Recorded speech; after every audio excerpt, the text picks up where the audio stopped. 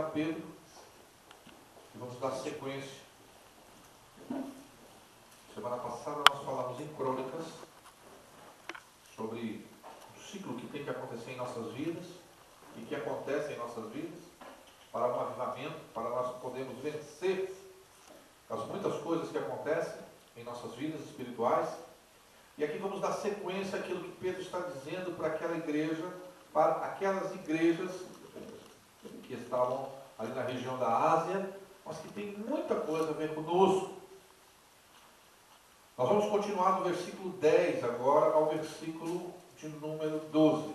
Nesses 3 versículos aqui, nós vamos estar fechando esses primeiros parágrafos, né? Foram 4 parágrafos aqui, 4 pregações, essa é a 4ª pregação que nós vamos estar fazendo nesse texto, nessa carta de Pedro. Então, 1 Pedro, capítulo 1, versículo 10 ao versículo de número 12. Amém? Diz assim a palavra de Deus na minha versão: foi a respeito desta salvação que os profetas indagaram e inquiriram, os quais profetizaram acerca da graça a vós outros destinada, investigando atentamente qual a ocasião ou quais as circunstâncias oportunas indicadas pelo Espírito de Cristo, que neles estava, ao dar de antemão testemunho sobre os sofrimentos referentes a Cristo e sobre as glórias que os seguiriam. A eles foi revelado que não para si mesmos, mas para vós outros, ministravam as coisas que agora vos foram anunciadas por aqueles que pelo Espírito Santo, enviado do céu, vos pregaram o Evangelho, coisas essas que os anjos anelam entender. Amém? Amém. Vamos orar. Pai querido, Pai amado, muito obrigado pela Tua palavra nessa noite. Quero Te agradecer por essa sequência que estamos fazendo aqui na carta de Pedro, e que esta noite o Senhor fale mais uma vez ao coração da Tua igreja, ao nosso coração, aquilo que o Senhor deseja através da Tua palavra. Pai, que possamos entender o que o Senhor está dizendo através de Pedro nessa carta, para aquela igreja e para nós no dia de hoje. Oramos e Te pedimos, Senhor, entendimento, em nome de Jesus. Amém. Como eu disse, Pedro começou a sua carta falando o que nós éramos, como nós nos tornamos, o que nós somos. Depois ele falou na sua carta, no último parágrafo que nós pregamos, ele disse que nós tínhamos que nos alegrar pelo que nós somos e pelo que Deus fez por nós. O que nós somos, eleitos de Deus, escolhidos de Deus, santificados no Espírito Santo, purificados através de Jesus Cristo, regenerados por Deus, que nos gerou novamente. Então Pedro fala, olha, vocês têm que se alegrar nestas coisas. Que a alegria do crente, ela não está numa esperança daquilo que ele está vendo aqui, mas ele toma posse dessas coisas pela fé. Pedro já vinha falando que é mediante a fé que essas coisas estão nos nossos corações. Pedro está dizendo para aqueles homens, olha, vocês precisam se alegrar. Embora vocês estejam passando por lutas. E na semana retrasada, nós falamos que é muito difícil para nós, no século XXI, pensarmos num crente com luta, pensarmos num crente que sofre, pensarmos num crente que adoece, pensarmos num crente que passa por dificuldades. Segundo as pregações que nós estamos ouvindo por aí, as pessoas dizem que se você está vivendo esse tipo de situação, é porque você não tem fé, é porque você não está fazendo aqueles sacrifícios que Deus quer que você faça, e por isso você está vivendo esses momentos. Pedro não está falando de uma igreja de pecado aqui também, porque muitas vezes o nosso sofrimento, o sofrimento que nós passamos nessa terra, voltando um pouquinho o tema desse sofrimento, para podermos pegar o contexto direitinho, muitas vezes o sofrimento que nós estamos passando nessa terra, eu não pude completar isso naquela pregação, tem muito a ver com aquilo que nós somos. Tem muito a ver com aquilo que nós semeamos. Tem muito a ver com o que nós fizemos das nossas vidas. E Paulo é claro, Paulo é claríssimo na carta aos Gálatas, capítulo 6, quando ele diz enfaticamente: o que o homem semear, ele vai colher. Irmãos, parem e pensem. Vós que sofreis, nós que estamos sofrendo, quais são as consequências desse sofrimento? Por que estamos sofrendo? Porque esta igreja, ela estava sofrendo injustamente. Esses irmãos estavam sofrendo por serem eleitos. Eles estavam sofrendo porque eles foram regenerados pelo Espírito Santo.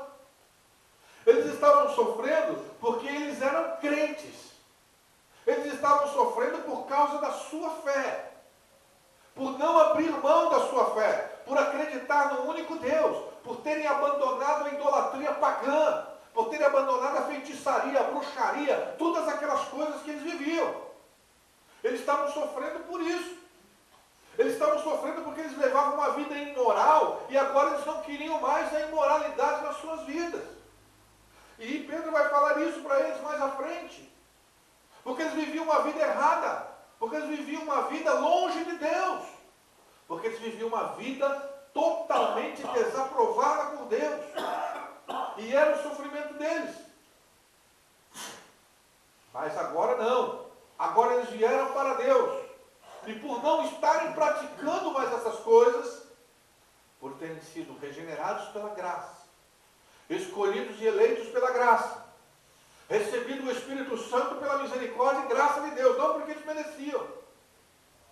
Então, agora eles estão vivendo dentro de um mundo no qual não os aceita. Onde não há mistura de azeite com óleo. Onde, na verdade, não pode haver mais pacto entre luz e trevas. E aí eles estavam sofrendo. Eles estavam perdendo as suas casas, eles estavam perdendo seus filhos, eles estavam perdendo a sua vida muitas vezes, estavam perdendo seus negócios, estavam vivendo como proscritos, estavam vivendo, os seus próprios parentes e amigos estavam se afastando deles, eles não tinham mais oportunidades para nada, o próprio governo romano estava combatendo eles, porque eles não largavam a sua fé. Eu pergunto aqui nessa noite, para você que está me ouvindo aqui nessa noite, que deve estar sofrendo, todos nós passamos por sofrimentos, você tem que ponderar qual o motivo do sofrimento da sua vida. Por que você está sofrendo? É muito importante você saber, só você sabe. É por causa da sua fé? É por causa da sua posição como cristão? É por causa do seu posicionamento em saber que você foi eleito, santificado, regenerado por Deus? E essas coisas são muito importantes para você e você realmente rejeita todas essas coisas, porque agora você tem uma herança a qual você passa a acreditar e viver por ela? Ou é por causa dos seus erros, pelos pecados, por você andar no erro, no pecado, por você negociar com o mundo, com as coisas do mundo, se associar às coisas do mundo, e aí você começa a sofrer por uma série de razões? Quais são os motivos? Só o Espírito Santo pode falar ao seu coração aqui nessa noite. Pedro está dizendo para eles, olha, vocês se alegrem, mesmo que vocês estejam passando por tribulações, pela vossa fé. Que é necessário tudo isso, é a prova da vossa fé. É a prova da fé. Sabe, meus irmãos, a sua fé nessa terra, como eu disse, ela vai ser provada. A sua fé vai ser provada. É necessário que ela seja provada. Porque Deus também não quer te enganar. Deus não engana ninguém. Nós nos enganamos a nós mesmos, mas Deus não. Há muitas pessoas que dizem que têm fé, mas não têm fé verdadeiramente em Deus, em Jesus, no Salvador, na ressurreição. Porque a qualquer momento elas estão prontas para abrir mão de todas essas coisas e voltarem para a velha vida. A qualquer instante elas estão prontas para dizer que isso não é importante para elas. Isso prova que elas não creem. Isso prova que realmente a sua fé, quando é provada, é reprovada. E o apóstolo Pedro, continuando a falar de uma fé, ele diz no final do versículo 9: obtendo a fim da vossa fé, que é o que? A salvação da vossa alma. E no versículo 10 agora, o nosso tema começa. Pedro começa a dizer para eles o seguinte: olha, a salvação era o tema. Que coisa tremenda. Esse livro é um livro que fala de salvação do começo ao fim. Se ele fala de salvação do começo ao fim, é porque você, porque eu, porque o homem precisa ser salvo. Porque ele está condenado. Porque ele está perdido. Porque ele vai morrer nos seus pecados, nos seus delitos, e ele precisa ser salvo. O tema dos profetas era a salvação. Pedro está dizendo para eles assim: olha, a razão de tudo isso, o tema das Escrituras, o tema principal, o tema que tem que encher o coração de vocês, o tema que tem que ser motivo de muita meditação do coração da igreja, é a salvação. É a salvação. Que salvação esta que já aconteceu? Só que ele está dizendo lá atrás, os profetas lá do Antigo Testamento, eles, na verdade, eles estavam indagando, eles estavam inquirindo, os quais, Pedro estava dizendo, eles profetizaram acerca dessa graça. Então, antes de Cristo, 600, 700, 1000 anos, 2000 anos antes de Cristo, os profetas já estavam falando da salvação que teria que vir, do momento que Deus se revelaria ao homem, do momento que ele viria resgatar o seu povo, salvá-los dos seus pecados. Se você for comigo lá em Mateus, não precisa se abrir, você vai lembrar, quando o anjo, no dia que Jesus nasce, o anjo aparece, aqueles pastores que estão ali no campo, pastores realmente de ovelhas, e o anjo diz: hoje nasceu em Israel o Cristo, Jesus, o Cristo. Ele salvará o seu povo dos seus pecados. O anjo falou isso. Ele é o Salvador, ele é a salvação de Deus para os homens. Mas os homens não estão preocupados com a sua salvação. Talvez você está aqui nessa noite, você não está muito preocupado com isso. Nós não paramos para pensar muito sobre a salvação. É incrível, a razão de estarmos aqui nessa noite é porque nós somos salvos. A razão de você estar aqui cantando com júbilo, com alegria, não é porque a tua vida está andando bem. A razão de você estar aqui nessa noite adorando ao Senhor, alegrando o teu coração na presença de Deus, não é porque a tua conta bancária está boa.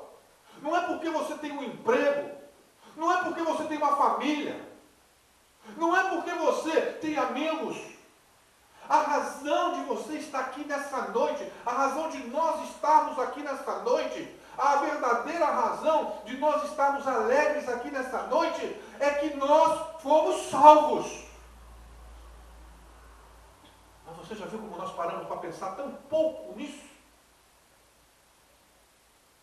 Você já viu como isso que é o grande tema, que é a razão, que é o centro das Escrituras, que é aquilo que eu tinha que chegar na seguinte posição: não importa eu perder tudo, eu tenho que falar como Davi: Senhor, não me tira o teu Espírito Santo e nem a alegria da salvação. Amém? Eu pergunto para você nessa noite, você já parou para regozijar que você é salvo em Cristo Jesus? Você já parou para pensar sobre o que é ser salvo em Cristo Jesus? Porque era isso que os profetas estavam dizendo. E Pedro está dizendo aqui o seguinte, eles já estavam recebendo uma revelação. Tem muito profeta hoje por aí, irmão. Se você pegar a figura profética que existe aqui e comparar com os profetas que estão se levantando nessas igrejas, você vai ver que esses profetas que se levantam na igreja são os profetas materialistas. São os profetas que falam de emprego, de riqueza, de carro, de casa, de namorado, de namorada, de casamento, de sucesso. Mas o tema tratado pelos profetas, o tema tratado dentro das Escrituras é: Deus virá salvar o seu povo. Salvar do quê? Salvar do pecado. Salvar da escravidão do pecado. Salvar da escravidão a Satanás, que todo homem nasce escravo dele na terra. Salvar da morte eterna. Salvar, pôr em segurança, pôr no seu regaço, estar com ele, guardado para sempre, com vida eterna. Mas você já viu como essas coisas não estão tão importantes nos dias de hoje? Porque nós paramos para pensar tão pouco sobre... Qual foi a última vez que você parou para pensar na tua salvação nesses últimos dias? Quantas vezes você parou para pensar no meio da tribulação sobre a tua salvação?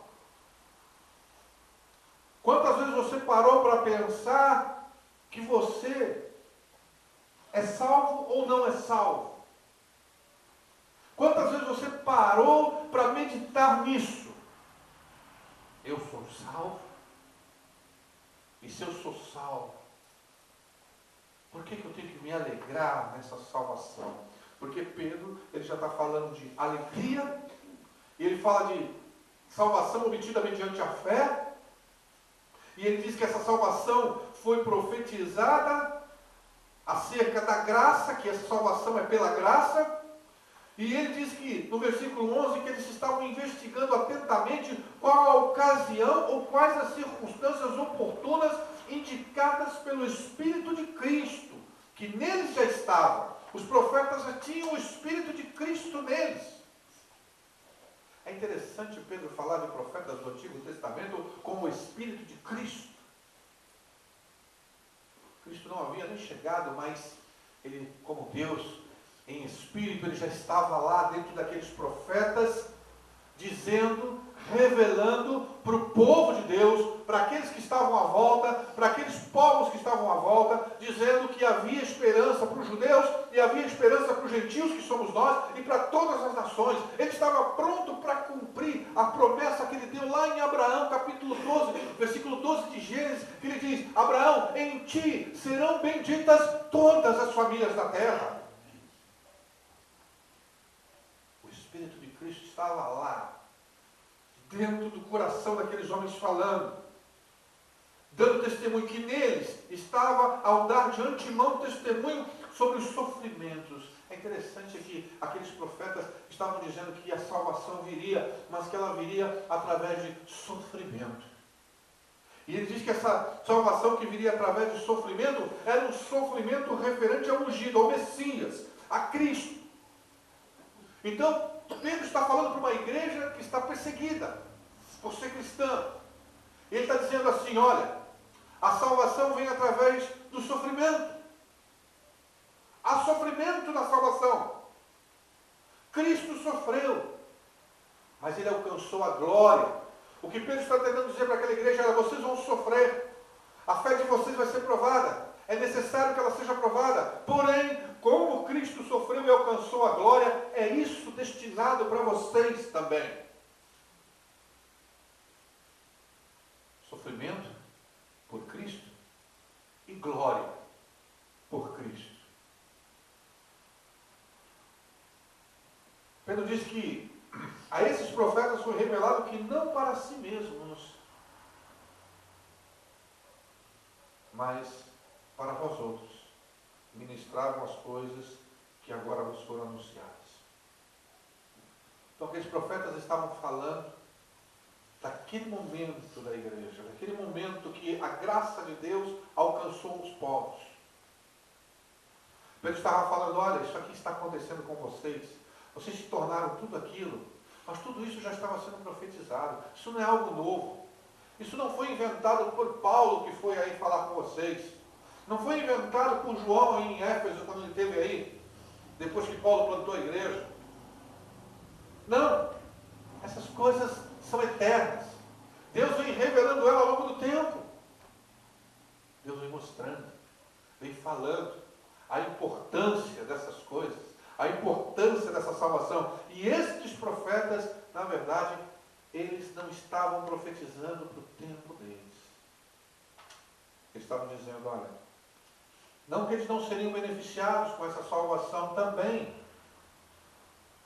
Mesmo antes de Cristo vir, aqueles que já tinham o Espírito de Cristo, aqueles escolhidos do Senhor, aqueles que o Senhor separou, aqueles que realmente se entregaram nas mãos do Senhor, que foram instrumentos na mão do Senhor, que foram alvos da graça e misericórdia de Deus, eles foram salvos.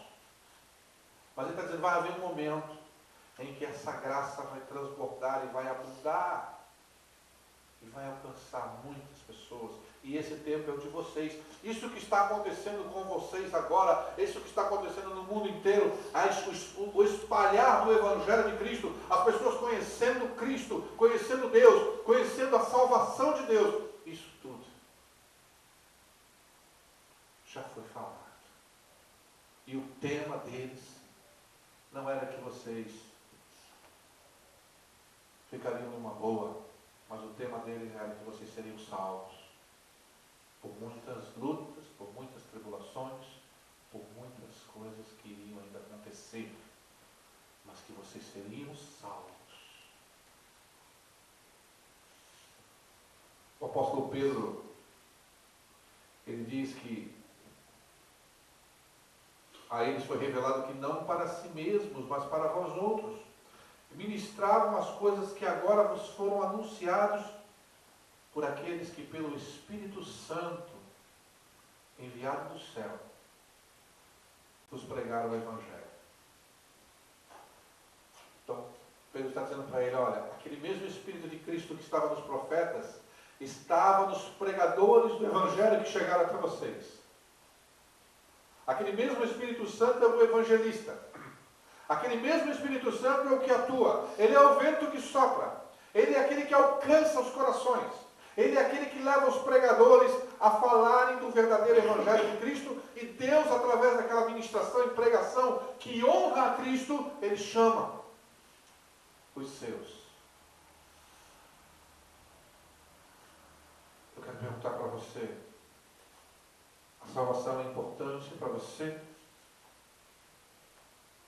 É mais importante para você? Talvez tem pessoas que dizem assim, ninguém pode dizer que está salvo.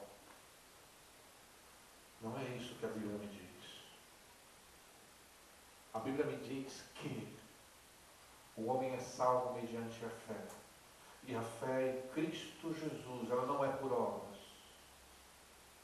Ela é mediante a fé em Cristo Jesus. Mas essa fé em Cristo Jesus vai me levar para perto de Deus, para as coisas de Deus, para junto de Deus, para junto da palavra de Deus, para tomar posse das promessas de Deus, para estar com Deus, para fazer a vontade de Deus, porque o desejo está insuflado no meu coração, mesmo que o querer não esteja em mim, mesmo que o poder não esteja em mim, o querer vai estar, e o Espírito Santo é que vai me dar essa força para vencer. E aonde está o Espírito do Senhor, a vida. E aonde está o Espírito do Senhor, é onde o Senhor está conduzindo, morrendo o velho homem, e o novo homem está sendo transformado. É Essa salvação é algo misterioso. Essa salvação é algo maravilhosa, porque ele diz que aquele que crer nele jamais morrerá. Diante daquela irmã de Lázaro, ele falou, eu sou a ressurreição e a vida, ou seja, eu sou o Salvador. Quem crê em mim jamais morrerá. Aquele que crê em mim, ainda que esteja morto, viverá. E ele virou para ela e falou, crês nisso? Sabe, meu irmão, eu estava vendo um filme sobre o Islã, né? Era um filme chamado Príncipe do Deserto. E há um momento do filme que um irmão morre, e ele pega o seu irmão, outro irmão, e fala para ele assim, quando você chegar do outro lado, o anjo vai perguntar para você,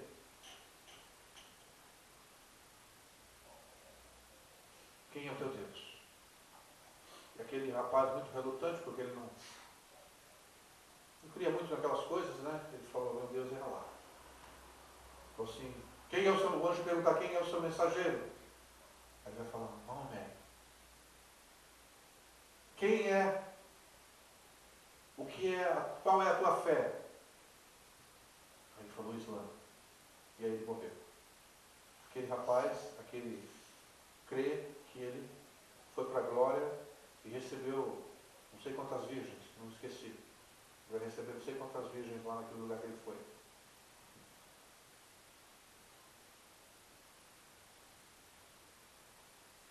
Digamos que você hoje estivesse nessa mesma situação e fosse perguntado para você, quem é o teu Deus?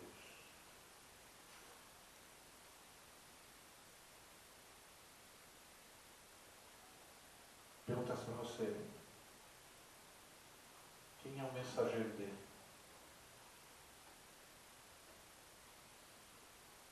Perguntasse para você, qual é a tua fé? Você estaria pronto para dizer essas coisas?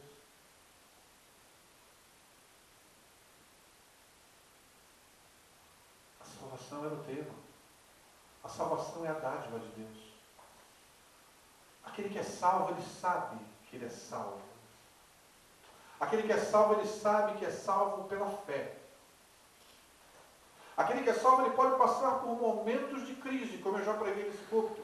Ele pode passar por momentos de dúvida.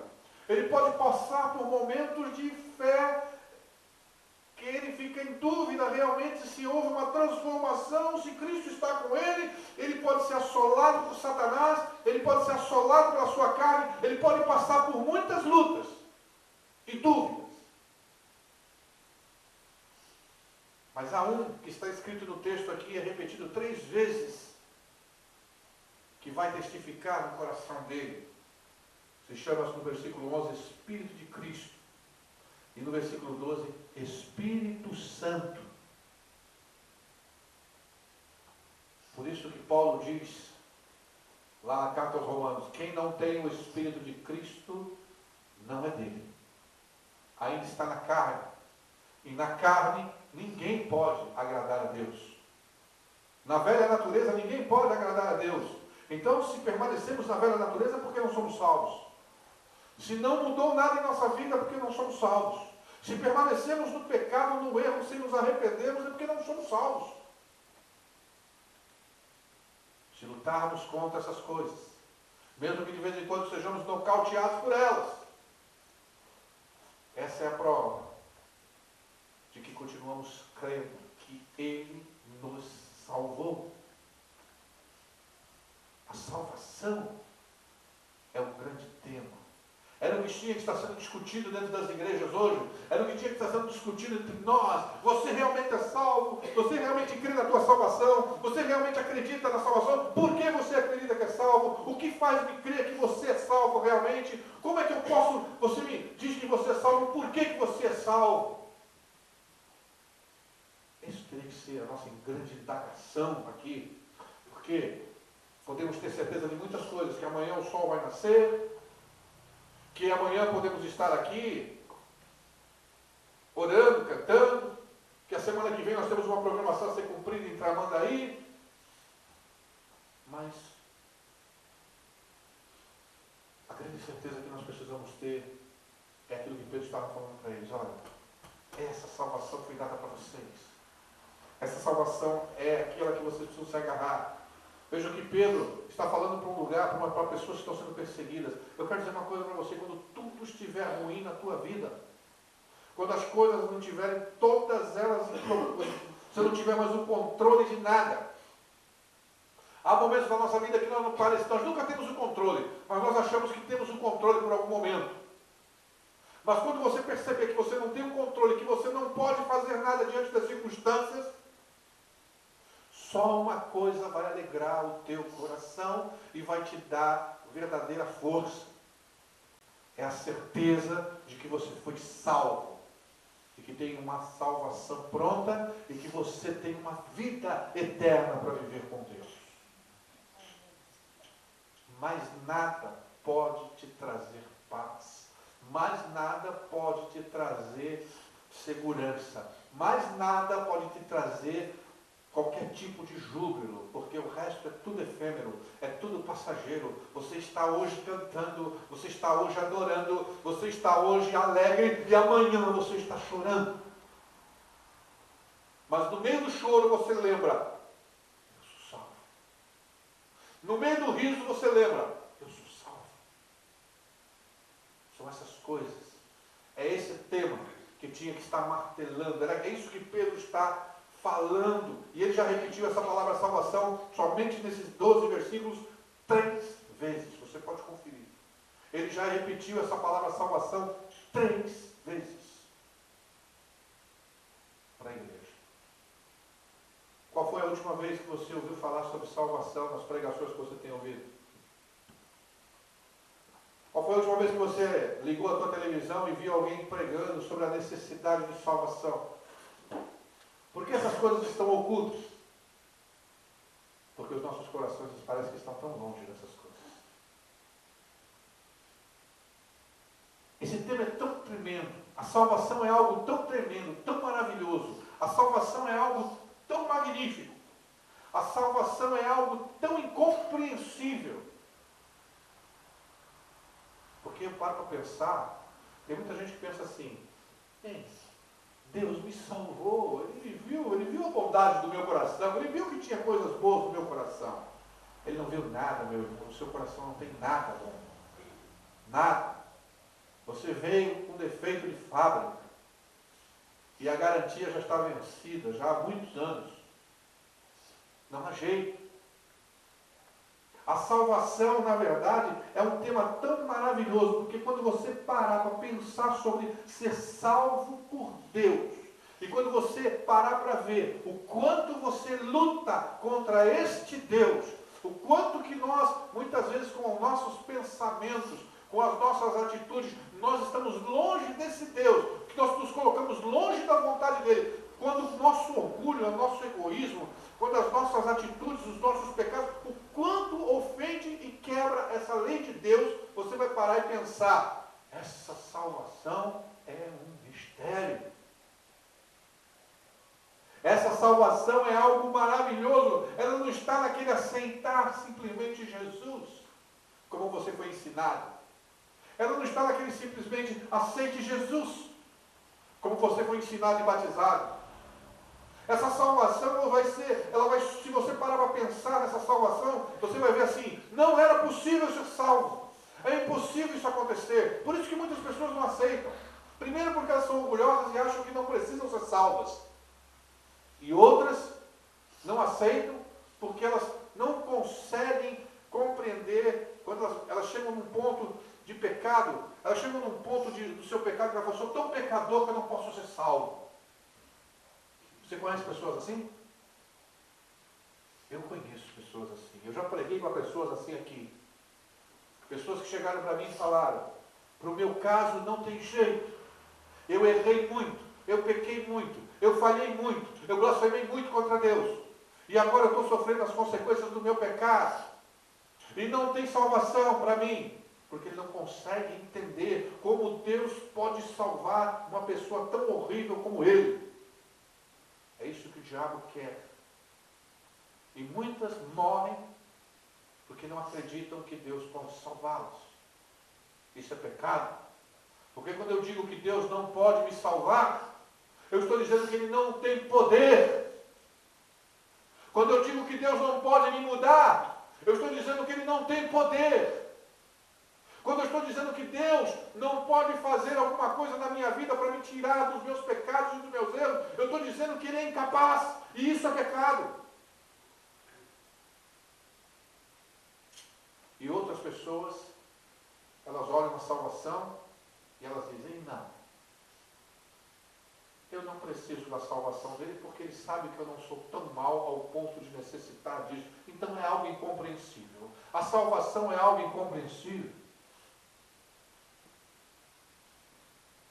Por isso que ela é tão incompreensível que Pedro termina esse parágrafo dizendo assim: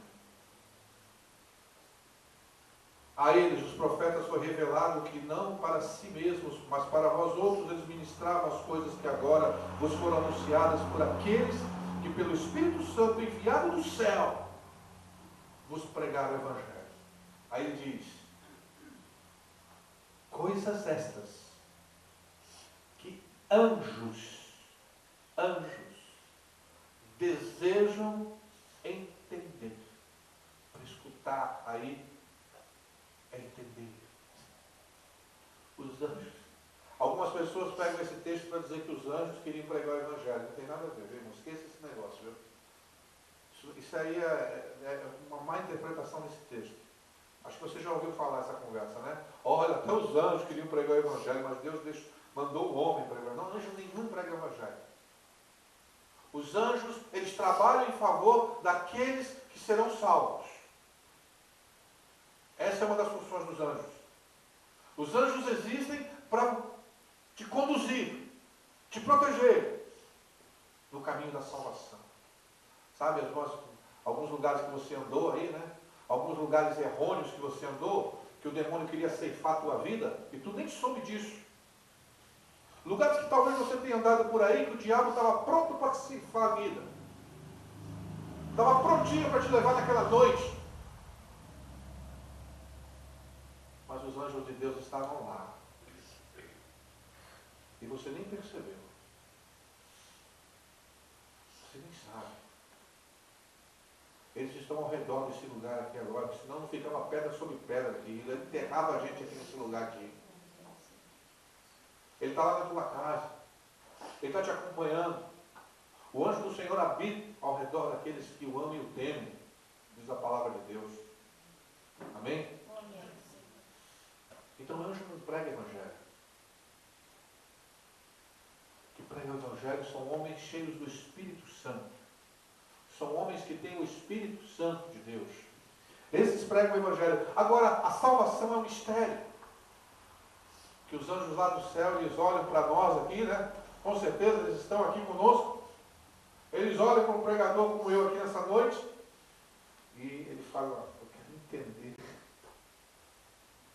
Eu gostaria de entender. Que salvação bendita é essa que salva um camarada como esse? Que salva pessoas como estas que estão aqui dentro nessa noite? Ele nunca vai entender também, sabe por quê? Porque ele é criatura, todo anjo é criatura, ele não é Deus, só Deus. Na sua infinita sabedoria, e que nunca será alcançada por criatura nenhuma dele na face da terra, porque ela é eterna como ele. Só ele sabe. Mas uma coisa ele mostrou com tudo isso: que ele é poderoso para tomar conta da história, para preparar todas as coisas, para mandar o seu Filho na plenitude do tempo, para salvar as pessoas no tempo que existe hoje, e para finalizar todas as coisas, como o apóstolo Pedro vai falar lá na frente, que ele vai finalizar. Pedro está começando, e lá no final ele vai dizer como vai tudo terminar. Então aquilo que você crê hoje não é uma invenção de pastores. Aquilo que você crê hoje não é uma invenção de um religioso maluco que andou na terra. Aquilo que nós cremos hoje é a revelação profética de Deus para a igreja do nosso tempo. E a salvação é o tema. O tema que nós temos que parar e todos os dias pensar. Senhor, os anjos querem entender. Eu não preciso entender mais nada. Eu quero tomar posse dessa dádiva sobre a minha vida. Sou um salvo pela graça que há em nosso Senhor Jesus Cristo. É isso. Se você se apoderar dessa promessa, se você se apoderar disso com fé, você vai exultar, embora no presente, por breve tempo, seja necessário que você seja entristecido com várias provações. No meio da provação você vai lembrar.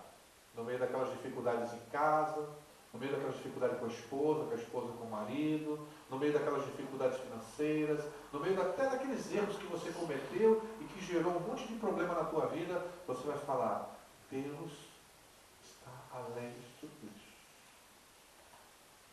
E Ele me salvou. E eu tenho mais motivos para me alegrar do que de me entristecer na presença dEle. Amém? Amém. Não esqueça, a salvação é o tema. Tire essa semana para pensar sobre a sua salvação. Tire essa semana para pensar sobre a sua salvação. Esse é o nosso tema da célula, amado. Esse é o nosso tema das nossas células. As células têm que falar a mesma língua. Essa semana a igreja tem que falar a mesma língua. Se você crê que o Espírito Santo está falando nessa noite, você tem que ir para a sua casa hoje e pensar o que é ser salvo, as bem-aventuranças disso e o que seria o contrário disso. Medite nisso essa semana. Ore. Chegue no final de semana com aquela certeza. Deus me salvou. E eu tenho todos os motivos para estar exultando de alegria na presença dele. Amém? Amém. Vamos ficar de pé, vamos lá.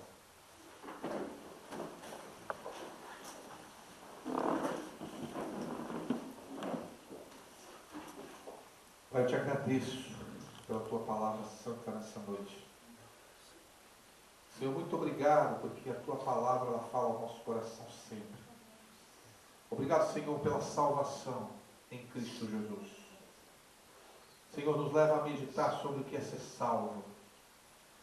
Nos leva a meditar sobre por que fomos salvos. Nos leva a meditar, Senhor, como fomos salvos. Nos leva a meditar porque devemos estar alegres por sermos salvos. Nos leva a meditar também, Senhor, o que seria de nós se nós não estivéssemos salvos. E que tudo isso, Senhor, venha ponderar em nosso coração. E cheguemos à conclusão que a alegria do Senhor é a nossa força. Que o Senhor está em nós. Que a alegria de ser salvo, de os portões celestes estarem abertos, de chegarmos e sermos recebidos, não importa o que façam conosco, não importa as dificuldades que vivamos, não importa por quantas provações teremos que passar nesse mundo, mas a certeza de que Cristo é nosso Salvador e nos salva, nos dá alegria no coração. Abençoa a tua igreja com essa palavra, Senhor.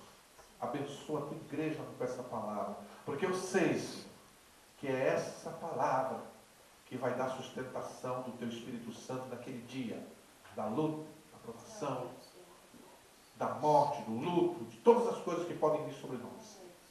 Em nome de Jesus, Pai, eu te agradeço. Obrigado pela tua igreja reunida aqui nessa noite. Obrigado por essa semana maravilhosa que o Senhor nos deu de bênção. Obrigado pela vida do Samuel, meu Pai. Ele é Deus, ou Deus presente.